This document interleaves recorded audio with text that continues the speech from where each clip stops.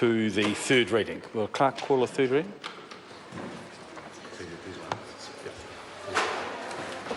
Hawke's Bay Regional Planning Committee Bill, third reading. Mr. Speaker. The Honourable Christopher Finlayson. Mr. Speaker, I move that the Hawke's Bay Regional Planning Committee Bill be now read a third time.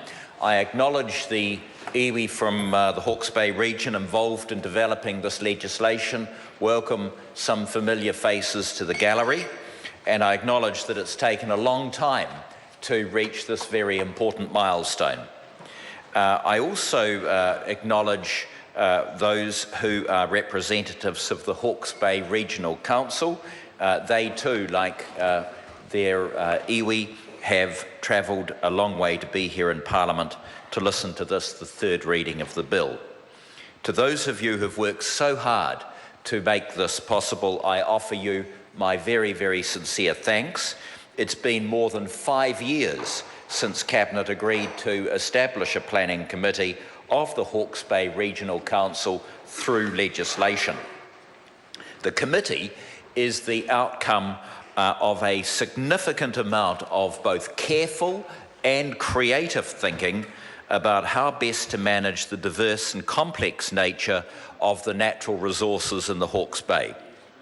At the beginning of this process, we considered a number of existing models around New Zealand to see if any of those would be suitable for the situation in Hawke's Bay, and I acknowledge the Honourable Nanaia Mahuta here. We actually had a good look at the Waikato model and whether that could be transplanted across, for example, but because of the sheer number of rivers and waterways within the region, we actually found that none of those models would work. Having one board for each of the rivers in their catchment areas would result in clumsy administration, as well as being very difficult and uneconomic to manage. And so a completely new approach was required. And who better to do it than Fran Wild, who at the relevant time was chair of the Greater Wellington Council, and there's a considerable body of opinion, including me, that she should still be the chair of the Greater Wellington Council. She'd been the chief Crown negotiator for Ngāti Pahawera, and she had the inspired idea of devising a committee that was tailored to the Hawke's Bay situation.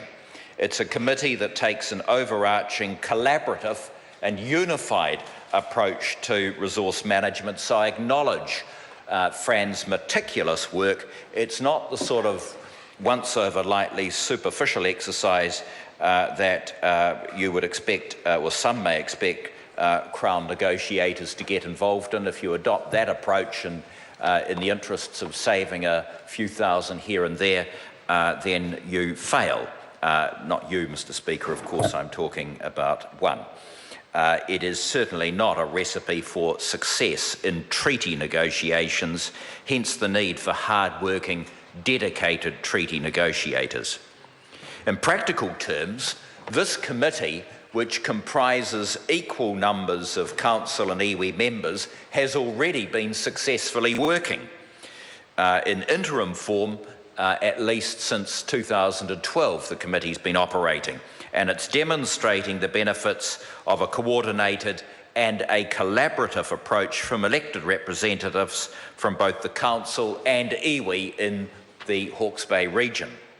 By improving iwi participation and governance on natural resources, costs in resource management process for local authorities, businesses and the public will be reduced over time. So this bill gives effect to the Crown's commitment made in the Ngāti Pahawera deed of settlement, and again recorded in the Mongaharuru Tangitu deed of settlement, to work with iwi and hapu to introduce legislation to establish this committee. The bill ensures that the relevant iwi post-settlement governance entities are entitled to appoint representatives on that committee, and it sets out a framework for the committee, but it doesn't specify all its operating provisions. These will be discussed and agreed by committee members. And what's the purpose of the bill? Well, the purpose is to improve the involvement of iwi in the region, to oversee the development and review of a regional policy statement and regional plans for the region prepared in accordance with the Resource Management Act 1991. Now, it does not mean that the committee will make actual decisions on behalf of the full council. The committee has strong recommendatory powers. An important feature of the committee, moreover, is that it is a permanent committee and can only be discharged by the unanimous agreement of all members, iwi and council members alike. The rationale behind this is that the committee is involved with resource management issues that span a much greater time frame than local body elections. Under Section 7 Schedule 7, I should say, of the Local Government Act, committees are deemed to be dissolved at or following triennial general elections of members. So in order to function effectively and ensure continuity of planning, the committee needs to span local body election cycles. So the bill needs to provide for this section of Schedule 7 to be overridden. Mr. Speaker, there are many people who have contributed to this legislation, both within iwi and within Crown agencies. As I've already noted, I particularly want to acknowledge Fran Wild. She's unable to be here to mark this occasion because I think she's in Oslo, but it was her creativity and drive that contributed significantly to the formation of this committee. She and other Crown negotiators do a great job. I also wish to acknowledge the Hawke's Bay Regional Council, their efforts and their willingness to engage with the hapu and with officials has been vital to the ultimate success of this legislation. The Council has shown a real commitment to an ongoing relationship with iwi in their region. In its approach to its obligation to consult with iwi on resource management matters, the Council actually had two options.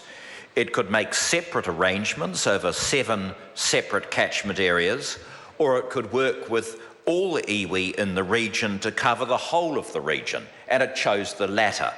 The resultant legislation is a good example of a strong co-governance model that is well-resourced. Most importantly, I want to acknowledge the tireless work of the iwi leaders involved in the development of this very important legislation. The bill has taken time, energy, diplomacy at times, patience and pragmatism so that we could all arrive at a piece of legislation which satisfies all parties who are involved. Mr. Speaker, the legislation is the basis of a new and an ongoing relationship between the Regional Council and the iwi of the Bay, and I commend the bill to the House. The question is that the motion be agreed to. Mr. Speaker. Nika Whaitiri. Tēnā koe, Mr. Speaker, i ngā member o te